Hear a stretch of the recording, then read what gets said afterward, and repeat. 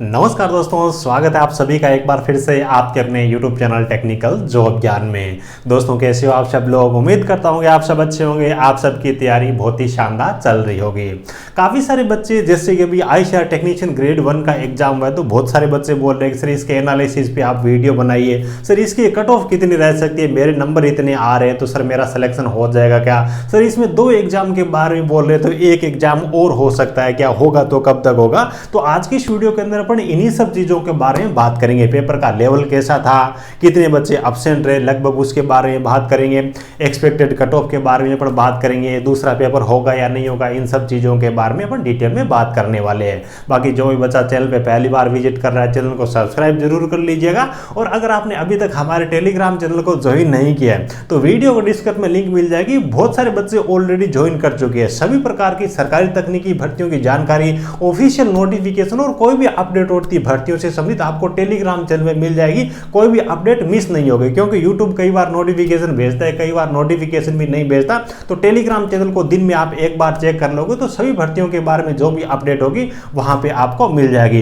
बाकी वीडियो को डिस्क्रिप्शन में आपको हमारे मोबाइल एप्लीकेशन की लिंक भी दे रखी है।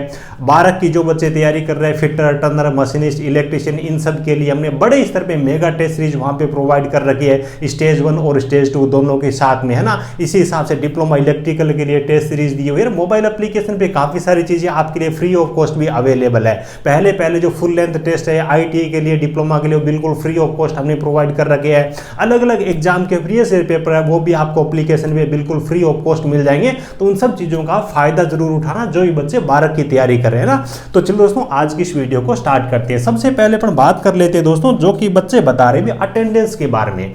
सबसे पहली चीज तो है कि एग्जाम के बारे में इंफॉर्मेशन लेट मिली, तो अनुमान पहले से यह था कि इस बार बच्चे वो बहुत कम, मतलब क्या है कि एग्जाम देने के लिए जाएंगे।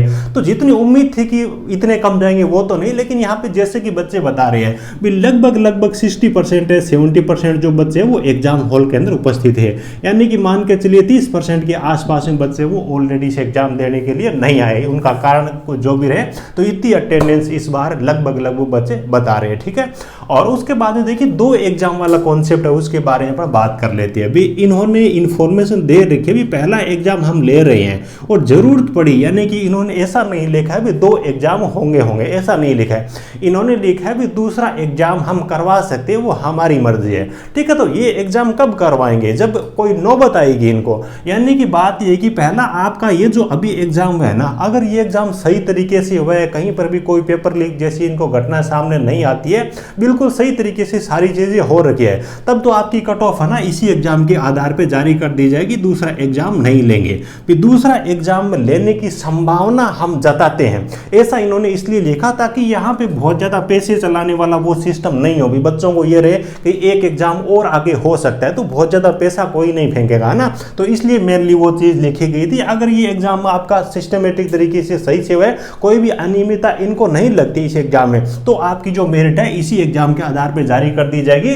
दूसरा एग्जाम होने की पॉसिबिलिटी है वो बहुत कम है। डिपार्टमेंट अपनी इच्छा से नहीं करवाएगा, लेकिन कोई चीज इस एग्जाम में गलत होती है, जैसे कि अभी एग्जाम दोबारा करवा रहे हैं, पीछे कोई अप्रिय घटना हुई होगी, तो वैसी कोई घटना होती है तो सेकंड एग्जाम करवा सकते हैं। अदरवाइज चांसेस इसके मान के चलिए बहुत कम चांसेस है। पहली चीज तो आपको ये समझ में आ गई होगी।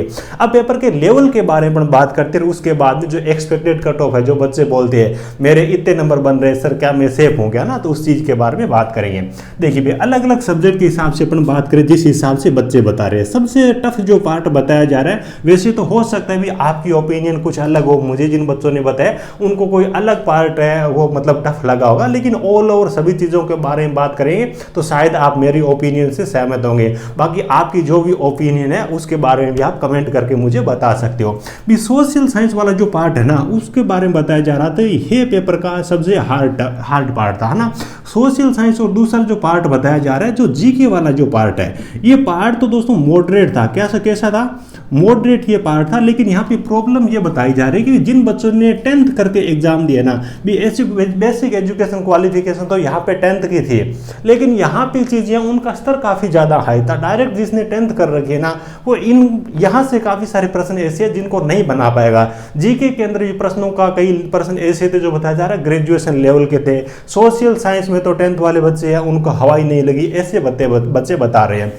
तो सबसे पार्ट टफ जो बताया जा रहा है वो सोशल साइंस का था, और जीके वाला जो पार्ट था वो मॉडरेट था, और जीके में करंट जीके के भी काफ़ी सारे प्रश्न पूछे गए थे इस प्रकार से, है ना।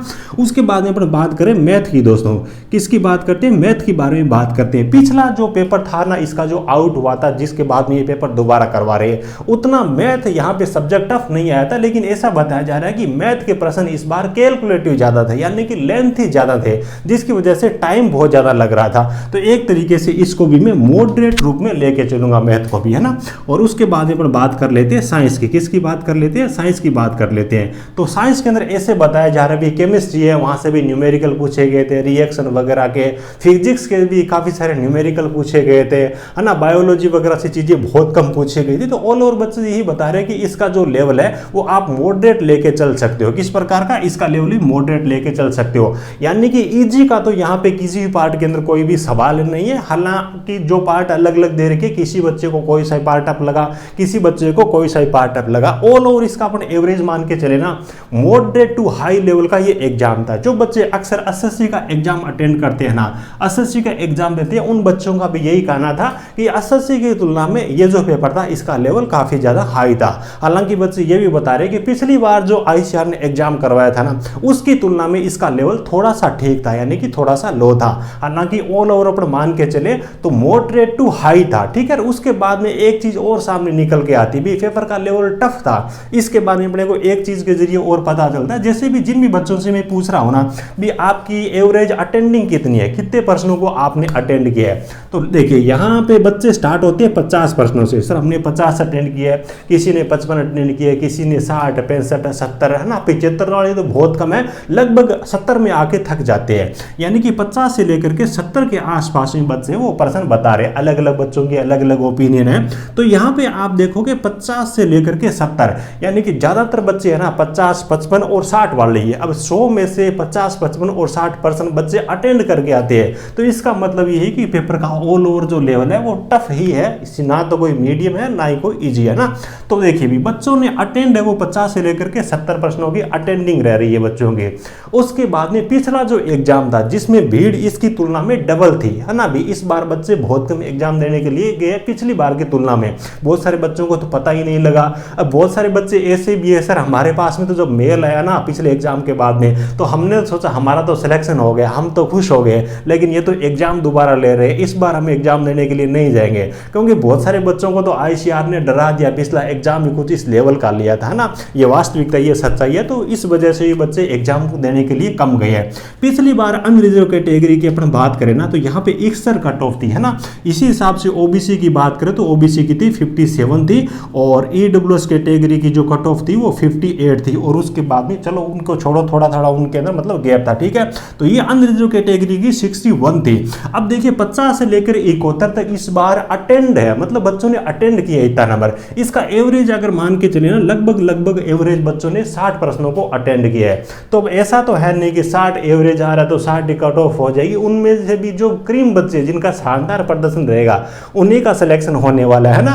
तो सीधी सी बात है कि पिछली बार की तुलना में कट ऑफ हो वो इस बार कम जाएंगे। यार मेरी ओपिनियन की बात करना भी हो सकता है आप मेरी ओपिनियन से सहमत हो या नहीं हो, अलग अलग बच्चों के अलग अलग टीचर की अपनी अपनी राय होती है ना। तो वो चीज़ है, मेरे हिसाब से इसकी जो कट ऑफ है ना वो 50 से लेकर के 55 के आसपास में जा सकती है। कितनी जा सकती है? 50 से लेकर के 55 जा सकती है। 55 मान लो, 56 मान लो, इससे ज़्यादा मेरे हिसाब से जाने की मुझे उम्मीद नहीं है। बाकी आपकी ओपिनियन अलग हो सकती है, क्योंकि बच्चों के यहाँ पे अटेंडिंग काफ़ी कम आ रही है और चीज़ें भी बच्चे जिस हिसाब से बता रहे हैं कि बच्चों ने इतना अटेंड तो किया है, लेकिन एक चीज़ ये भी होती है कि टोटल पर्सन 100 है, फिर तो हमारे को कम से कम 50-60 तो अटेंड करने ही करने हैं ना। फिर चाहे पेपर का लेवल कितना ही टफ हो, बच्चे ये सोचेंगे कि 100 नंबर है ना, उसमें से हमारे को 50 तो कम से कम अटेंड करने ही करने हैं। अगर इससे अपन कम कर देंगे तो मुश्किल है। 100 में से 50 नंबर कट ऑफ तो बहुत कम जाती है, वैसे ही उम्मीद है वो खत्म हो जाएगी, है ना। तो ऐसा करके भी बच्चे वो 50-60 तो क्वेश्चन अटेंड कर ही लेते हैं। आप में से भी ऐसे बहुत सारे होंगे। तो इस वजह से अटेंडिंग है वो प्रश्नों की कम रही है, 50 से लेकर के 70 के आसपास में बचा रही है। एवरेज लगभग 60 के पास आसपास में अपन मान सकते हैं। तो 50 मानो, 55 मानो, कुछ इसी हिसाब से मेरे हिसाब से अनरिजर्व कैटेगरी कट ऑफ रहने वाली है, कोई भी पेपर आउट जैसी, कोई भी पैसे चलने वाली जैसी घटना नहीं होती है और इसी एग्जाम के आधार पे मेरिट बनाई जाती है। तो जिन बच्चों के पास नंबर लगभग 55 आ रहे हैं ना, अभी जिनको लग रहा है कि 55 तो मेरे श्योर है, तो बच्चे अपने डीवी के लिए जो भी डॉक्यूमेंट चाहिएंगे नोटिफिकेशन के अंदर देख लेना, ये डॉक्यूमेंट अपने जरूर तैयार करवा लीजिएगा, उनके चांसेस जरूर है। बाकी तो देखिए इनकी तरफ से 1-2 दिन में जो आपकी आंसर की है वो भी आ जाएगी, तो वहां पे आप मैच करवा लीजिए, आपको अनुमान लग जाएगा आपके दोस्त वगैरह कितने बता रहे हैं, आपको कितने आ रहे हैं। अगर आपके आंसर की में एग्जैक्ट 55 नंबर भी हो रहे हैं ना, तो डॉक्यूमेंट आप अपने तैयार करवा लीजिएगा। मेरे हिसाब से पेपर का लेवल टफ था, बच्चे भी थोड़े से कम थे, बच्चों की अटेंडिंग भी कम है, तो आपके यहाँ पे चांसेस रहेंगे, ठीक है। और दूसरा एग्जाम मेरे हिसाब से नहीं होगा, थोड़ा सा बच्चों को डराने के लिए भी, कोई पैसे वगैरह नहीं दे, कोई अनियमितता नहीं हो, इसलिए वो चीज़ लिखी गई है। पेपर ठीक हुआ है, कोई अनियमितता नहीं हुई है इसमें, तो आपका दूसरा एग्जाम नहीं होगा, ठीक है। तो उम्मीद है कि सब चीज़ों के बारे में आपको अच्छी तरीके से जानकारी मिल गई होगी। वीडियो अच्छा लगा हो तो एक प्यारा सा लाइक जरूर करना। जिन भी बच्चों ने टेलीग्राम चैनल को ज्वाइन नहीं किया तो उसको जरूर ज्वाइन कर लीजिए। और जो बच्चे 12 की तैयारी कर रहे हैं, IIT से तैयारी कर रहे हो, चाहे आप डिप्लोमा से तैयारी कर रहे हो, मोबाइल ऐप जरूर आप डाउनलोड कर लेना। काफ़ी सारी चीज़ें आपके लिए वहाँ पे फ्री ऑफ कॉस्ट भी अवेलेबल है, और जो हमने पेड चीज़ें दे रखी है वो भी आपके लिए काफ़ी वैल्यूएबल और अच्छी इंपॉर्टेंट चीज़ें हमने वहाँ पे दे रखी है। Thank you, best of luck.